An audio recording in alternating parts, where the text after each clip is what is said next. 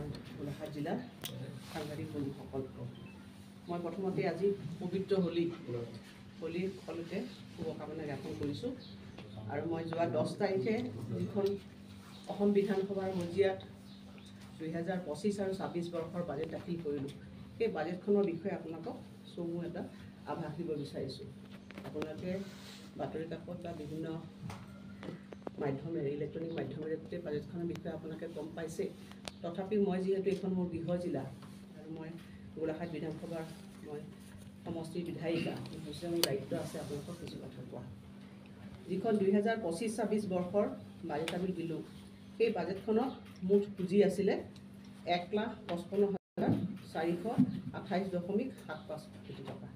আৰু এইখনে ভাৰতবৰ্ষৰ স্বাধীনতাৰ পিছত আমাৰ ৰাজ্যখনত সৰ্ববৃহৎ পুঁজিৰে দিয়া এখন বাজেট। আৰু ইয়াক মই ৰেভিনিউ শিতানত ৰাখিছোঁ 1,17,225.97 কোটি টকা। আৰু যিটো ৰাজহ কেপিটেল শিতান, মূলধনী শিতান, সেইটোত আমি 38,202.78 কোটি টকা মই মূলধনী শিতানত ৰাখিছোঁ। চমুকে এইটোৱে বাজেট। আৰু এই বাজেটখনত মই আচলতে 4টা দিশত মই ভগাইছিলোঁ।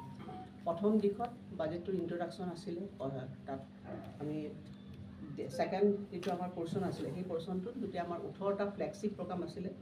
আৰু তৃতীয়তে আছিল আমাৰ মুখ্য কিছুমান আঁচনি ঘোষণা। আৰু চতুৰ্থতে আছিলে আমাৰ কৰ সম্পৰ্কত মই আভাস দিছিলোঁ। এই 4টা পৰ্যায়ত মই বাজেটখন ভগাইছিলোঁ আৰু তেনেধৰণে বাজেটখন মই দিলোঁ।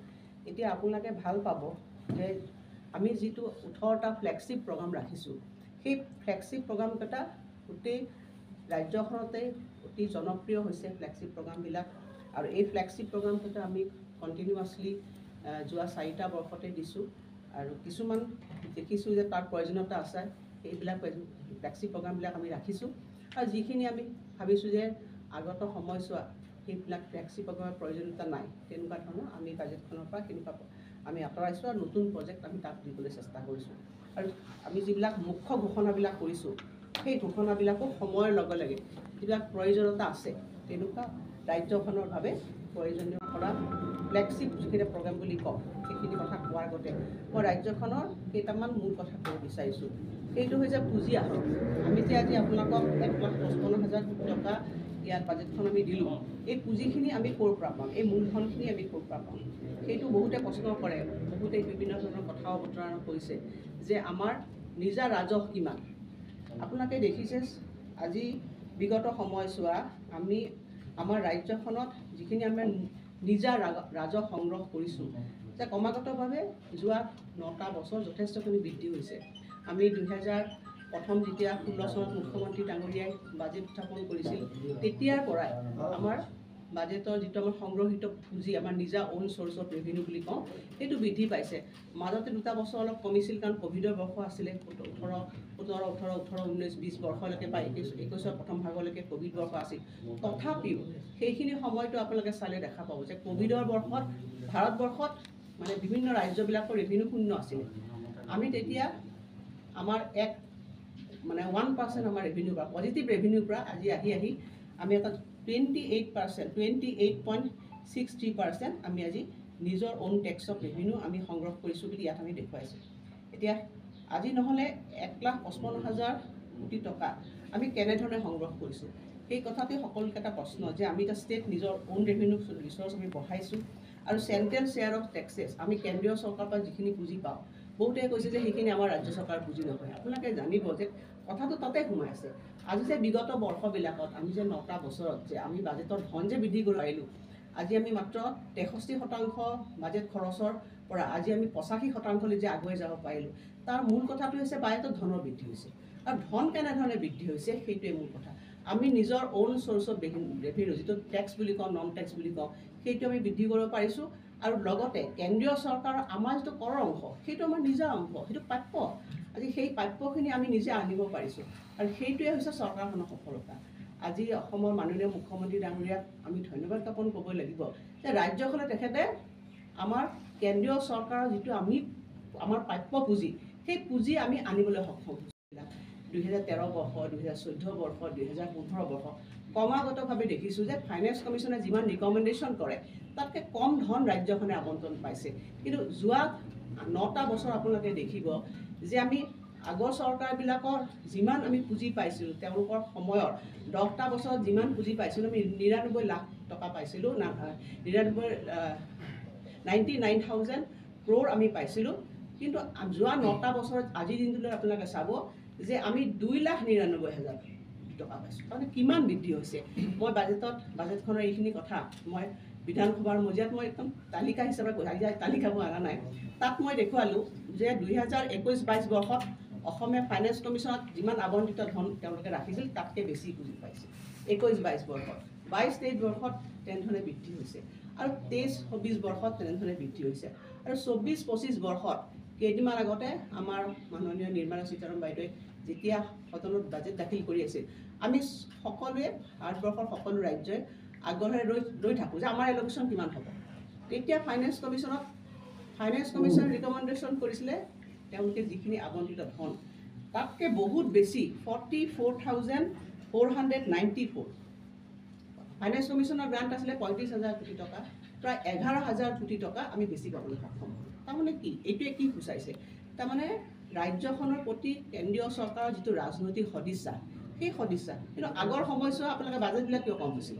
বাজেট এইকাৰণে কম হয় আমি নিজা অসমৰ নিচিনা এখন মজলীয়া ৰাজ্য আমি যিমানখিনি পাৰোঁ আমি নিজৰ টেক্সৰ আমি SGST বুলি যিটো কওঁ ষ্টেট GST বুলি কওঁ তাৰ পৰা সংগ্ৰহ কৰিছোঁ, ভেটৰ পৰা সংগ্ৰহ কৰিছোঁ, অন্যান্য এক্সাইজ ৰেভিনিউ আছে বা ফৰেষ্ট ৰেভিনিউ আছে, ষ্টাম্প এণ্ড ডিউটি আছে, ৰাজহৰ পৰা আহে। সেইবিলাক সংগ্ৰহ কৰাৰ পিছতো আমাৰ যিটো কৰৰ কেন্দ্ৰীয় চৰকাৰৰ যিটো অংশ যিটো CGST বুলি কওঁ কেন্দ্ৰীয় GST বুলি কওঁ সেই অংশটো ৰাজ্য চৰকাৰে পাব লাগে।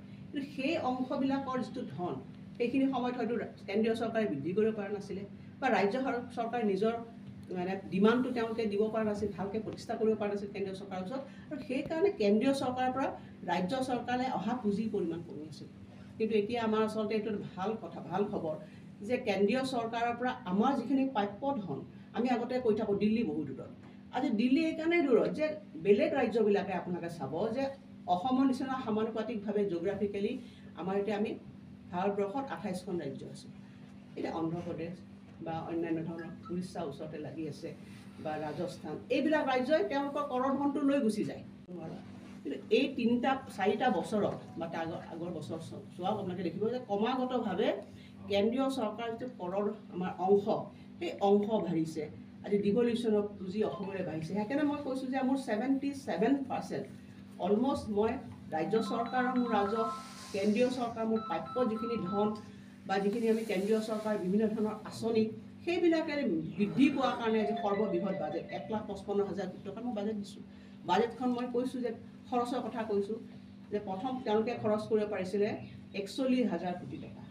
গতিকে এই বিত্তীয় বৰ্ষত আমি ৰাখিছোঁ যে প্ৰায় আমাৰ 1,43,000 কোটি টকাতকৈ বেছি ধন খৰচ হ'ব বুলি আমি আশা কৰিছোঁ। কাৰণ আৰু এটা মাহ 20 দিন 25 দিন আছে, এতিয়া যথেষ্টখিনি খৰচ কৰিলে আমাৰ আছে 1 লাখ কোটি টকা আমি বেছি খৰচ কৰিলোঁ। ইয়ে কি সূচাইছে যে ৰাজ্যখন আজি সক্ষম হৈছে। আজি আপোনালোকে চাব যে আমাৰ সমান যিবিলাক ৰাজ্য আছে তেলেংগানা আছে বা অসমৰ ওপৰত যিখিনি ৰাজ্য আছে তেওঁলোকৰ জিঅ'গ্ৰাফিকেল মাটিকালি অসমৰ সমান, কিন্তু অসমে ৰাজহ বৃদ্ধি কৰিব নোৱাৰা কাৰণ বহুতো আছে। এইকাৰণে আছিল বিত্তীয় যিটো ব্যৱস্থাপনা আছিলে এইটো শক্তিশালী হ'ব লাগিব, কোনো লিকেজ থাকিব নালাগিব, কৰ ব্যৱস্থা শক্তিশালী হ'ব লাগিব, কেন্দ্ৰীয় চৰকাৰে আমাক সহায় কৰিব লাগিব।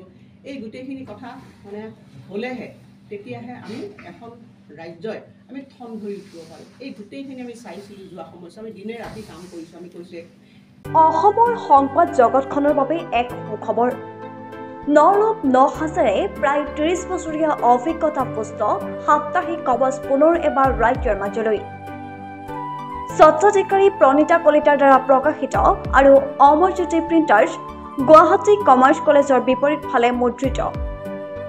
আমাৰ ঠিকনা মুখ্য কাৰ্যালয় অসম ফৰেষ্ট স্কুল হৰি মন্দিৰ পথ গুৱাহাটী আৰু অস্থায়ী কাৰ্যালয় Kalita market Bijoynagar Kamrup Assam.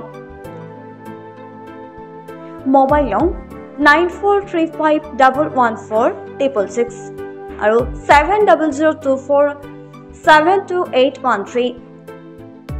Mail ID probhatiahom@gmail.com।